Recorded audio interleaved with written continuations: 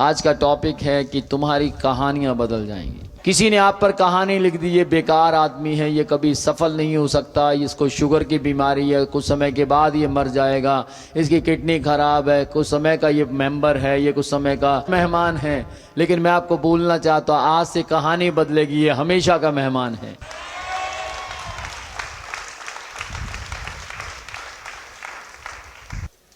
ध्यान दीजिएगा, इस धरती के ऊपर थॉमस एडिसन के बारे में किस किस ने सुना? थॉमस एडिसन, जो न्यू जनरेशन है उन्होंने सुना होगा, जो ओल्ड जनरेशन है उन्होंने न्यू जनरेशन से सुना होगा। थॉमस एडिसन एक ऐसा व्यक्ति जिसने बल्ब का निर्माण किया, बल्ब को बनाया, सबसे पहले जिसने लाइट को बनाया। वो 1000 बार असफल हुए और बहुत से लोगों ने उनसे कहा बस करो। जब वो 400 बार असफल हुए तो बहुत से लोगों ने कहा आप नहीं बना सकते, आप कभी रोशनी का निर्माण नहीं कर पाएंगे। उन्होंने कहा नहीं, मैं कर सकता हूं, और उन्होंने फिर से करना शुरू किया। और जब वो 800 बार बना चुके, 800 बार प्रयत्न कर चुके, कोशिश कर चुके, पर वो 800 बार फेल हुए।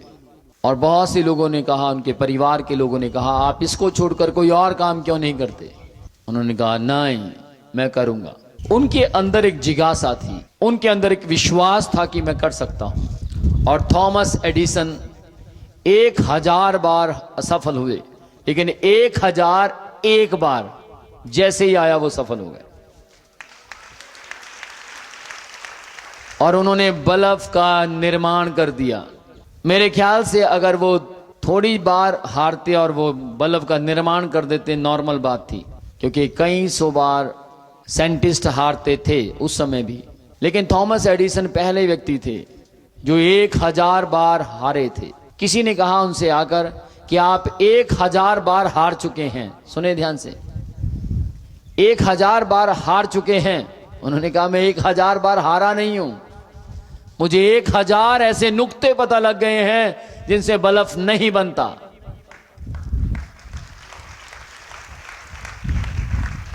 Praise the Lord. ध्यान दीजिएगा, एक आदमी जिसने बांस की फसल उगाने की कोशिश की और उसने बांस का बीज बो दिया। बांस समझते, बैम्बो, चाइनीज बॉम्बो जो होते हैं, वो बो दी, उसके बीज बो दिया। 1 साल हो गए, कोई बांस नहीं उगा।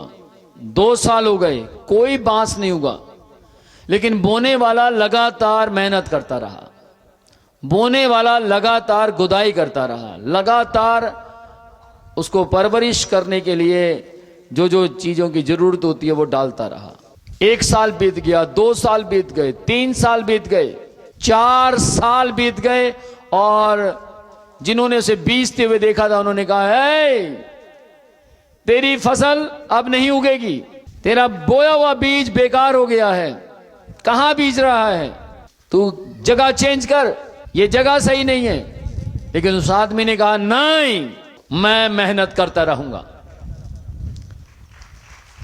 और 5वें साल बांस की फसल की हरियाली दिखनी शुरू हो गई।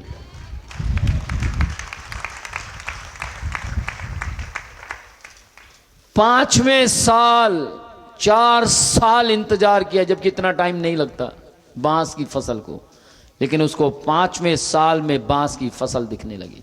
तब किसी ने आकर कहा तेरा बोया हुआ बीज लेट उगा है, तेरे पास आशीष नहीं है, तू ब्लेस्ड नहीं है। और उस व्यक्ति ने कहा जी नहीं, 4 साल तक मेरा बोया हुआ बीज अपनी जड़ें मजबूत कर रहा था। ऊंचा 4 साल तक मेरा बोया हुआ बीज अपनी जड़ें मजबूत कर रहा था, ताकि जब वो उगे तो उसे कोई आंधी गिरा ना पाए।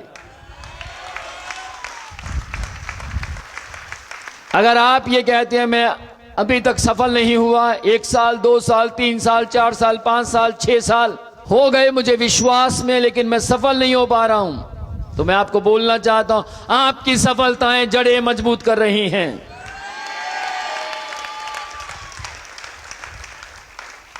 क्या आप भी अपने जीवन में असफलताएं देख रहे हैं?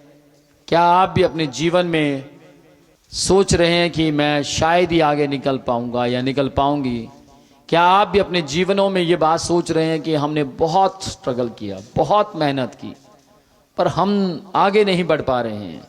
तो मैं आपको बोलना चाहता हूं, आप हार मत मानिए, क्योंकि परमेश्वर ने अपने लोगों को हार मानने वाला नहीं बनाया है। Praise the Lord. दूसरा कुरिन्थियों 9वां अध्याय उसकी 6ठी आयत में परमेश्वर का वचन क्लियर कहता, जो थोड़ा बोता है वह थोड़ा काटेगा, और जो बहुत बोता है वह बहुत काटेगा। परंतु बात तो यह है कि जो थोड़ा बोता है, परंतु बात तो यह है, यहां क्या लिखा है? परंतु बात तो यह है कि जो थोड़ा बोता है वह थोड़ा काटेगा, और जो बहुत बोता है वो बहुत काटेगा। आज संसार में हर व्यक्ति सफलता चाहता है, उन्नति चाहता है, परंतु बहुत कम बोता है। सफलता कितनी चाहिए? ये। बोता कितना है? ये। ध्यान दीजिएगा इस बात के ऊपर कि अगर ये धरती का दस्तूर है, जो बीजोगे वो काटोगे। थोड़ा बीजोगे थोड़ा ही काटोगे, ज्यादा बीजोगे ज्यादा काटोगे। मैं एक आदमी के पास गया जिसके पास गधा था, और मैंने उससे कहा, ये गधा है? कहता हाँ। यार ये तो बहुत देखने में तगड़ा लग रहा है। कह रहा है, सर मैंने इसके ऊपर बहुत मेहनत की है, मैंने इसको घोड़ों जैसी खुराक दी है। ये देखने में गधा जरूर है पर काम इसके घोड़ों जैसे हैं। किस किस को समझ आ रही है? उसने उसके ऊपर पूरी मेहनत की थी, दिन रात। मैंने उससे पूछा, कोई एक काम इससे करवा के दिखाओ जो घोड़े को टक्कर देता हो। उसने कहा कि सर इसको दौड़ा के दिखाओ, देखो। और जब उसको दौड़ाया गया मैं तो हैरान हो गया। खुराक ऐसी दी गई थी, उसकी फीड ऐसी थी।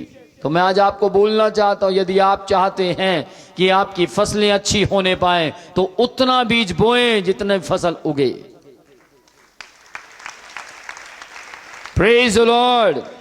किसान ये नहीं कहता कि मैंने थोड़ा बोया है ज्यादा उग जाए, या किसान ये नहीं कहता मैंने उस खेत में बोया इस खेत में भी उग जाए। किसान जितना बोता है उतना उगता है। किस किस को सुनाई दे रहे हैं? मैं जब बीज बोऊंगा तो उगेगा, ये किसान की वर्डिंग है। वो बोएगा तो उगेगा, अगर वो बोएगा नहीं तो नहीं उगेगा। अपने आप केवल घास उगती है, अपने आप केवल उटकटारा उगता है, अपने आप केवल झाड़ियां उगती हैं, पर झाड़ियां आपको ब्लेस्ड नहीं कर सकती। क्या झाड़ियों को कोई इंसान खा सकता है? क्या घास की सब्जी बनाई जा सकती है? तो मैं आपको बोलना चाहता हूं, जिससे आपका जीवन आगे बढ़े वो आपको बीजना होगा। जिससे आपके जीवन के अंदर खुशहाल जीवन आ जाए वो आपको बोना होगा। और जैसे आप बोएंगे आपके जीवन के अंदर आशीषें भरपूर मात्रा में आपको दिखाई देंगी।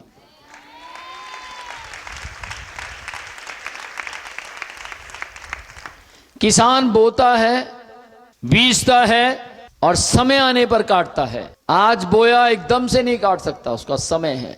मैं आज आपको बाइबल से बताऊंगा एक ऐसा आदमी जिसको कहा गया अकाल पड़ गया, जिसको कहा गया यहां पर अकाल पड़ चुका है, अब कोई बीज नहीं सकता। और अकाल पड़ने से पहले अगर किसी को अनाउंस कर दिया जाए कि अकाल पड़ने पर है, तो वो लोग अपना बीज कभी बोते नहीं है, अपने पास संभाल कर रखते हैं। लेकिन बाइबल का एक ऐसा आदमी है जिसने अकाल के समय में बीजा। माय गॉड, अकाल के समय में बीजा, जब उसके पास कुछ भी नहीं था तब भी उसने बीजा, और बाइबल कहती है 100 गुना खाया उसने। आज हम 4 बातों पर गौर करेंगे। नंबर 1, बोने का नियम क्या है। नंबर 2, क्या क्या बोया जा सकता है। नंबर 3, बोने का फल कब मिलता है। नंबर 4, अधिक फसल कैसे प्राप्त करें। अगर आपने ये 4 पॉइंट सीख लिए और आपके जीवन में चारों पॉइंट आपने अमल कर लिए, तो मैं आपको बोलना चाहता हूं, जो आपको 15 साल बाद मिलेगा वो 15 साल पहले मिलेगा। ये बीमारियां कहां से आ रही हैं? यूसुफ भी धरती पर था पर वो बीमार नहीं हुआ। यूहन्ना भी धरती पर रहा पर वो बीमार नहीं हुआ। बीमार हुए लेकिन उनकी बीमारियां बरकरार नहीं रही। एस्तर, मोर्दकई, मूसा, इसहाक, डैनियल, सद्रक, अमेशक, अबेदनगो, पतरस, यूहन्ना, याकूब, स्तेफनोस, ये भी धरती पर पैदा हुए।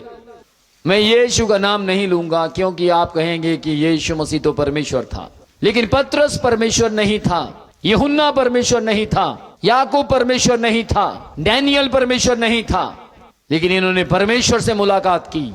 ये परमेश्वर के करीब गए और इन्होंने बीजना सीख लिया, और जब ये बीजते हुए आगे बढ़े तो ये बीमार नहीं हुए।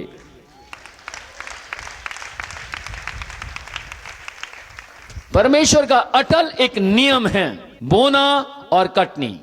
ऊंची आवाज में बोलो, बोना और कटनी। ये अटल नियम है परमेश्वर का। बो, मैं उगाऊंगा, तुम काटोगे। बो दो, बोने वाले तुम बनो, उगाने वाला मैं बनूंगा, और फिर सेकंड बारी फिर तुम्हारी है काटने वाली। ऊंची आवाज में बोलो, हम बोएंगे, परमेश्वर उगाएगा और हम काटेंगे। शुरुआत आपसे हुई, ध्यान देना, एंड भी आप पर करता है परमेश्वर। समझ गए?